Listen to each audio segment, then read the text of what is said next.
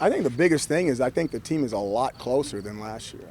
There's some people that are here and some people that aren't here, and I'm never going to talk about the people who aren't here. But I think it's a much closer group, and there's more people staying after practice and working on their crafts, and I think you guys saw a lot of that today. Stephen Fonte said you guys talked yesterday, told him Tommy was in the lead, but expect both guys to play. Is that week one? Is that over the course of the season? Can you expand a little bit on where those guys are at? I just think it's exactly the way I said it. We want to play both guys. We're going to play both guys. And, we're going to have to see how it goes in the games. But I think both of those guys are good enough that they need to be on the football field. When you say that as part of like a two-quarterback system, not like we're probably going to have to play two quarterbacks, but like the plan is to play Tommy and Garrett. No, that's too much detail. I'm not going to put all that stuff out there, and plus we got games to play. I think I said it the way I wanted to say. Okay, so I think the thing that strikes me as most interesting is you know what Tommy can do, and you can see a lot of it in this setting. Right. It's hard to really see what Garrett does best when you're not letting him go live, which obviously I understand why you don't. Do you feel like you need to see him in a game to get a full understanding of how productive you can be with him on the field? I think the biggest thing is that we need to see them both in the game, and we need to see production on the field in the games. Practice is great, but eventually it comes down to who's making plays in the game. I mean, how do you try and assess? Like when you put Garrett in, you can see his reads, you can see his decisions, but if he's turning a corner, how can you know what I mean? Do you know how frequently he's going to win those I thought that's what I'm saying. Is eventually you got to put him in the game. He's got to produce in the game. It's different than practice. You know, you run by somebody in practice and they touch him, we blow the whistle. Sure. You got to go, hey, did that guy really tackle him? And it's no different with Tommy. I mean, Tommy took off today on a 50-yard run, and the guy barely touched him. Right. I don't know if he tackled him or not, but we got to blow the whistle and bring it all back. So in the games, we don't have to blow the whistle. So we just got to see how it goes. Are you disappointed one of them wasn't able to separate himself from the other? You know what? I think the biggest thing is I'm excited that we've got two guys that we want to see. I wish we had one. Everyone says if you got two, you got none. But I was on a team that had two, and we finished fourth in the country. It doesn't happen that way all the time, but, it happened. So we'll see. We'll get him in the games. We'll see. Tommy, coming out of high school, he came out with guys. Some of them are going into their second year in the NFL. Some of them are on their third different college.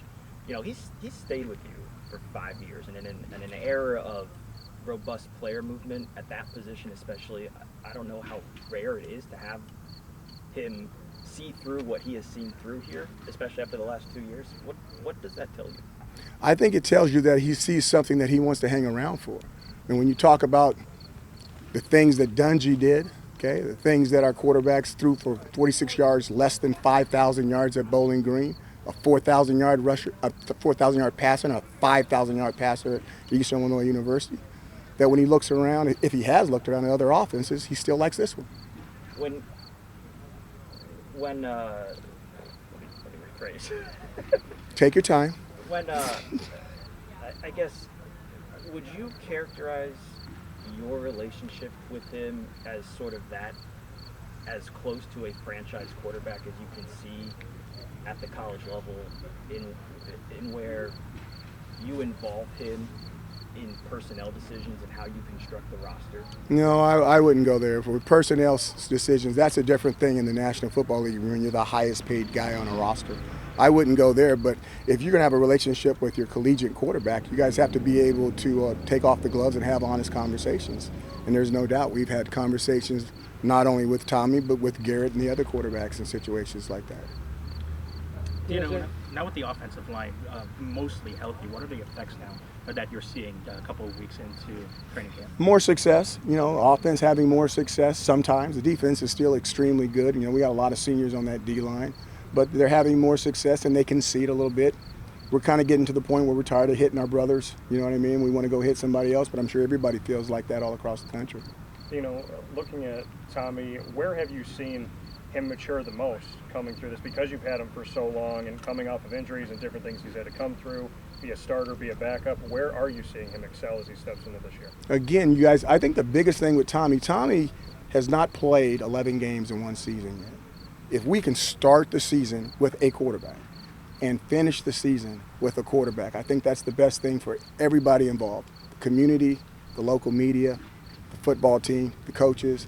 Man, that's what we're trying to do. Protect, do the things that we need to do, and see if we can ride these guys all the way through 12 games And if we do it right, then we might have an opportunity for 13 or 17. And then with Schrader, you passed the eye test to recruit him. What do you see from him in camp now that you've had him here? I think I see the exact same things we talked about a little bit earlier. I think he deserves to be on the football field. He can make plays with his arm and his legs, and we've got to, and the best way to see that, those types of players, is you got to put them in the game sometimes and just see how it works out.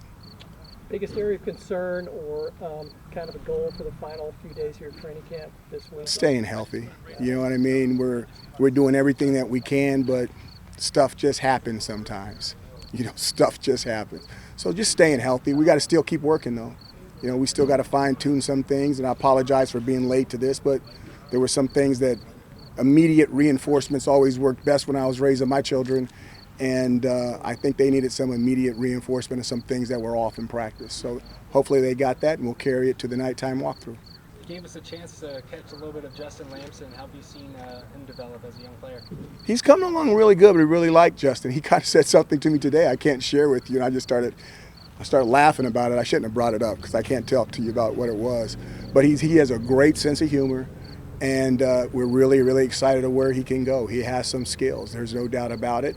There's something that was slightly amiss that we've already corrected, and that's to his credit, and he's going to continue to grow.